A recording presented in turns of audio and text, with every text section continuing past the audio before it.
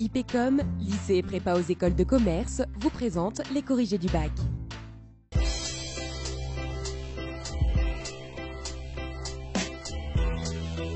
Bonjour et bienvenue dans l'émission qui vous dévoile vos chances de réussite au bac grâce aux corrigés vidéo. Aujourd'hui, épreuve d'histoire géo série S, un deuxième sujet sur le Sahara, ressources, conflits. Cher professeur, bonjour. Bonjour. En intro. Le Sahara, c'est le plus grand désert du monde, c'est 9 millions de kilomètres carrés, c'est un espace peu habité, 7 millions d'habitants seulement, que se partagent une dizaine d'États sur des frontières globalement très perméables.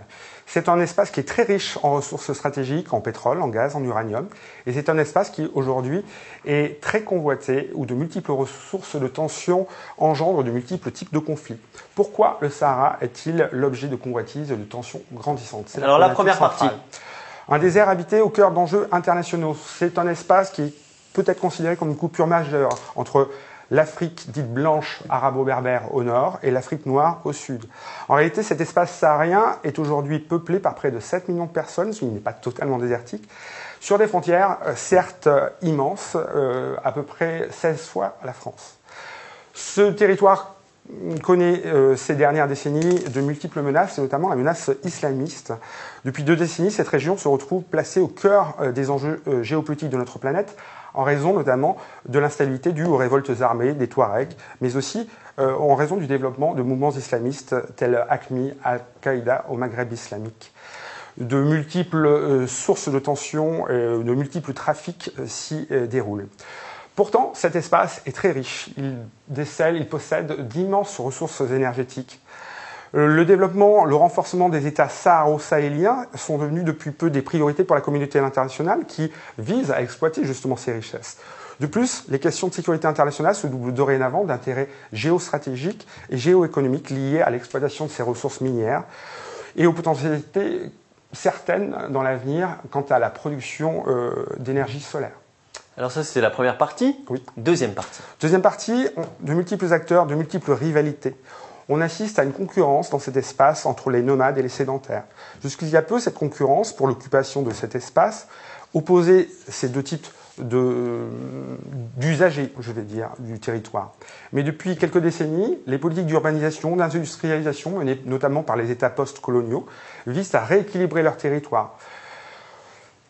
Les populations locales, globalement, ont été totalement désorganisées, voire se sont senties flouées par les dirigeants, et cela a engendré des révoltes ici ou là, notamment dans le nord du Mali ou dans le nord du Niger. Les grandes puissances sont de plus en plus tournées vers cet espace en raison de la raréfaction des ressources naturelles.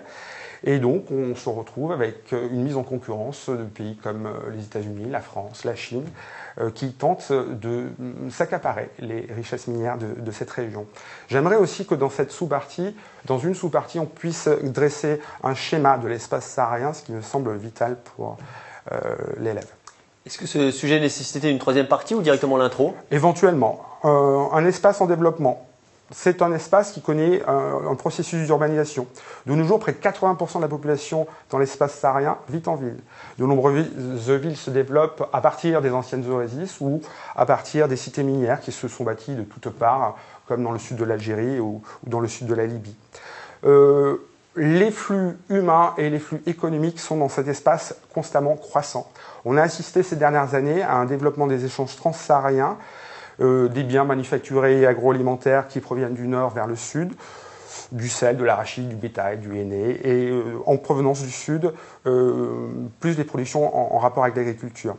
Autre facteur de développement, on a constaté aussi des migrations croissantes de migrants, comme l'actualité le signifie souvent ces derniers temps, en provenance du sud vers le nord, vers l'Eldorado européen. Tout cela a aussi fragilisé, déstabilisé, mais aussi, d'une certaine manière, mis en avant cet espace. Et la conclusion? L'urbanisation, le développement de l'agriculture irriguée, l'explosion de l'extraction minière, bien que signe de développement, accroissent les conflits d'usage et engendrent parfois même de véritables conflits au Niger, au Mali, au Soudan, au Tchad. Accentués, qui plus est, par l'explosion démographique qui met en concurrence les populations, d'autant plus que le réchauffement climatique n'arrange pas la situation. Cher professeur, merci. Je vous remercie. D'autres corrections sur mcetv.fr. À bientôt. l'IPCOM, lycée et prépa aux écoles de commerce, vous a présenté les corrigés du bac.